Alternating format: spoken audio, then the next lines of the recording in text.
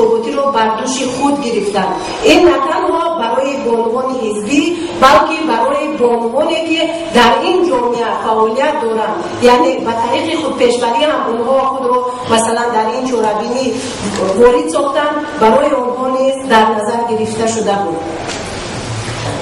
با مقصد تامین نمودن شرکت وسیع زنان در فعالیت‌های سیاسی، امروز در تمام ساختارهای دولتی و بعضی حزب‌های سیاسی برای مثلا بانوان کوتاهای مشخص تعیین شده است. یعنی حتما باید برای مثال میگویم در مثلا ناحیه‌ها معاون رئیس ناحیه باید زن باشد.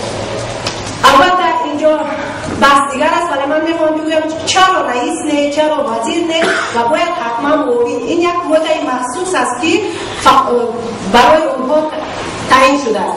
ولی حزب نهضت اسلامی تاجیکستان در این مورد، خصوصا بانوان ما که دیروز هم این بحث مطرح شد، برای بودن یک چنین کوتا البته که راضی نیستند، چون که اگر این کوتا رو پیش بینی کنند، بانوان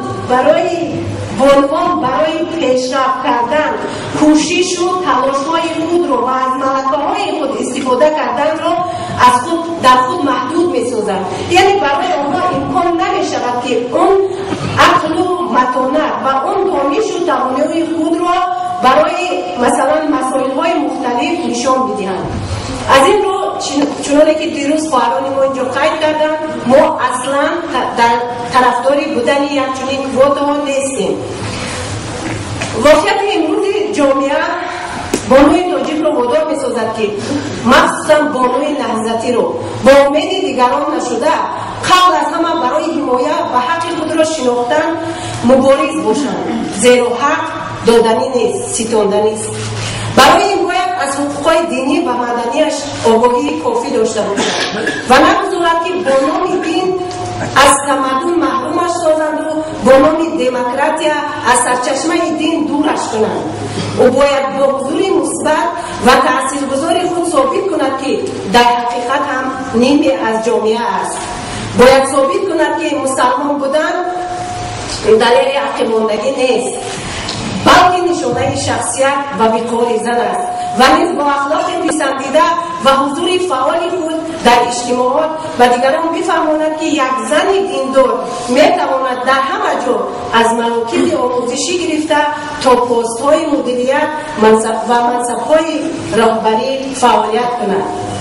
مسئولیت شناسی و درک مثلا وادار می‌سازد که بانوان ما کوشش زیاد به خرج بدهند، یعنی جسور باشند، با جسارت، با دانش، معنویات خود بتوانند به این قله‌های بلند مقصد که برای ما زنها خیلی مهم است این زمان در جامعه امروز، یعنی مقام خود رو نگه داشتن و به مقام و منزلتی که اولا از جانب خداوند نصیب زن گردیده است با اونجا رسید و در نوبت خود از جامعه و خصوصا از نهضت اسلامی نیز یک پیشنهادهای را ارائه میکنند که باید این رو به نوبت بگیرن و برای دستگیری بانوان یک چاره‌های لازمی رو هم بیاندیشند. اولا اینکه ایجاد زمینه مناسب برای رشد و تکامل زنان طریق آموزش‌ها و بلند برداشتن حقوق سیاسی و معنوی آنها، شناسایی نیاز زنها و مشکلات آنها، چخیلی که در مثلا وقتی که مرکز فرهنگی داشتیم و اکثر زنها اینجا می اومدن برای مطرح کردن نیاز و مشکلاتشون، ایجاد باوری مدیریت بخش‌ها و با توانمندی زنان و سپردن مسئولیت اساسی به خود ایشان. قشر دیگری مهم و اکثر جامعه که امروز جوانان هستند، حزب نهضت اسلامی تاجیکستان نیز برای این قشر مهم یک برنامه‌های خاص خود را از قبیل مثلا چند سال پیش ما داشتیم برنامه جوانگرایی و که از استفاده نیروی سازنده و ملکه ذهنی جوانان عبارت بود و چند نکته دیگر رو در این راستا عرض نموده بود میخواهم خلق کنم که ایجاد انگیزه و خودباوری در نسل جوان، باور کردن به جوانان و وارد کردن آنها به حیات سیاسی اجتماعی کشور. یک دقیقه انتخابات پارلمانی سال 2010 نشان داد که جوانان زیاد برنامه حزب نهضت اسلامی تاجیکستان را پذیرفته و با جانبداری و آگاهی عمیق با این حرکت الهی پیوستند و در تمام مثلا در تمام منطقه‌های کشور با برنامه و مثلا برنامه‌های پیش از انتخاباتی کشور سهمی جوانان بود که توانستند یک تبلیغ خوبی را برای بیاندازند.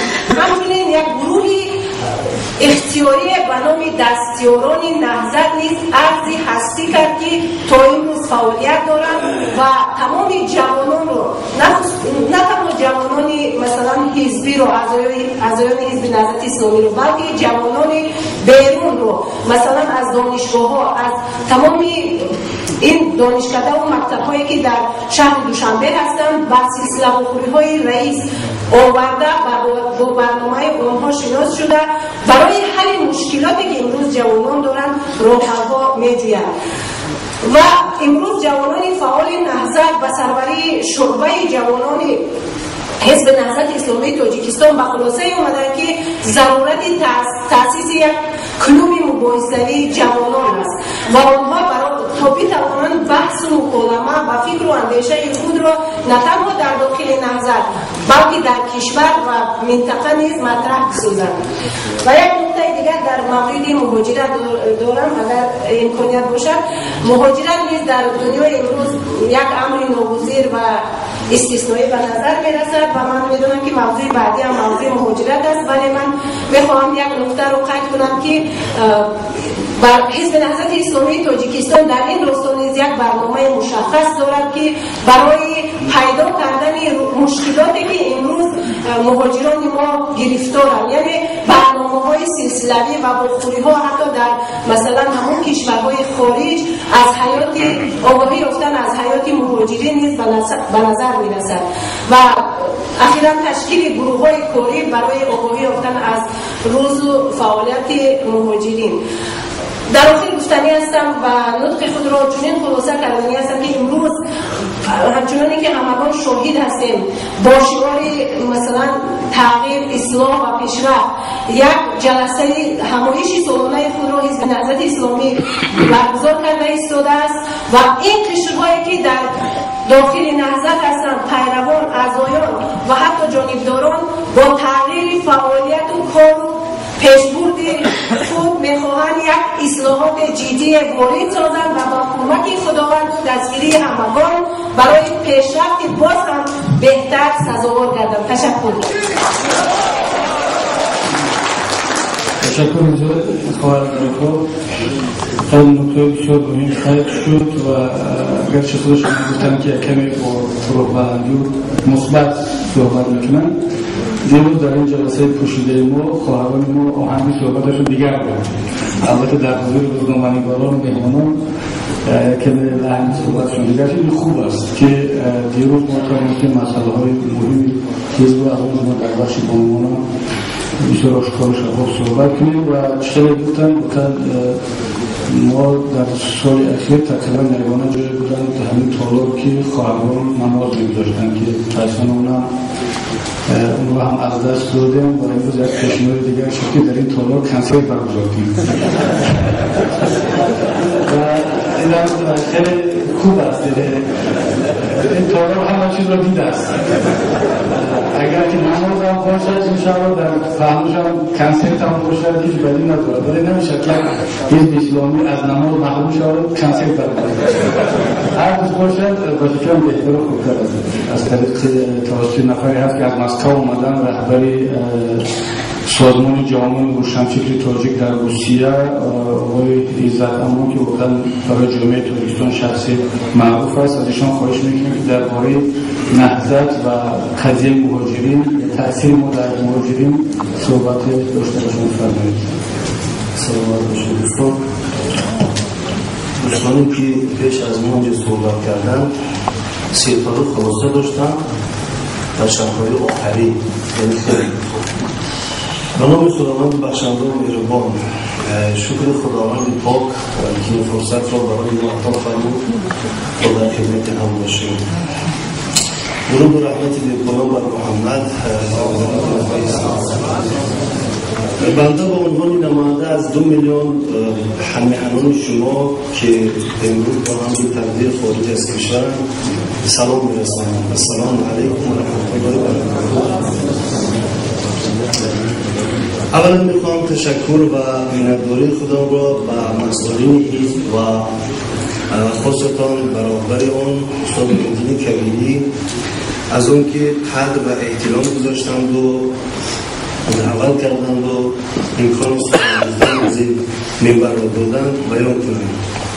تشکر زیاد. زیرا میشود گفت که بنده از میدان نبرد آمدم، چون که سواد که امروز ما از این کشور میگیریم دقیقاً سواد میدان جنگ را میماند. شاید بسیار خبر دارم. منظورم همون جسدی است که هر روز 2 تا 3 تا بنده خودم شخصاً از مالک‌ها گرفته میفرستم. بسیار جای تأسف است، ولی خوب 39 سال این جوان‌ها از 17 تا 25 است، بیشتر از این نیست. ولی در طول یک ماهی که بنده در وطن قرار دارم هیچ یکی از رسانه‌های چی دولتی و یا خصوصی حاضر نشدن تا حال مهاجران را از ما پرسان شوند، غیر از آقای مرد از پلوس که اینجا حضور دارم.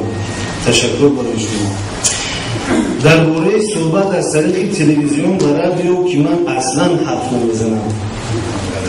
خود همین حالت دوستان برادران دلیل آن است که جامعه امروز ما نسبت مشکل‌های مهاجرین کلاً بی‌پروا است. بنده که رهبر اتحاد معرفی شدم لازم می‌دانم چند نکته را عاید فعالیت‌های این حرکت و برنامه‌های آن خدمت شما عزیزان عرض نمایم. همین شب و روزها تشکیلات ما 4 ساله می‌شود.